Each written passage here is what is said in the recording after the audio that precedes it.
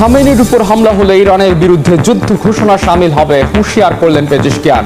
রক্তক্ষয়ী বিক্ষোভের দায় ফের যুক্তরাষ্ট্রের কাঁধে চাপালো তেহরান।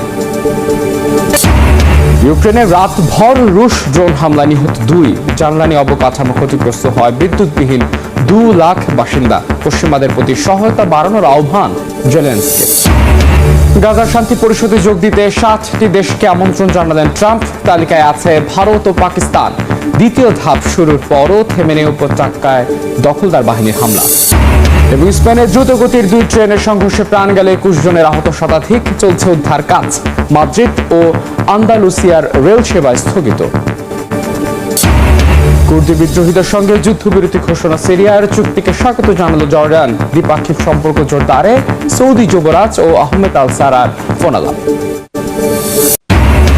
গ্রিনল্যান্ড ঘিরে যুক্তরাষ্ট্র ন্যাটোর কূটনৈতিক টানাপোড়েন চরমে, জোটে ভাঙনের আশঙ্কা। ইউরোপকে ব্ল্যাকমেইল করছেন ট্রাম্প, মন্তব্য নেদারল্যান্ডসের। کشوری هستیم که به دنبال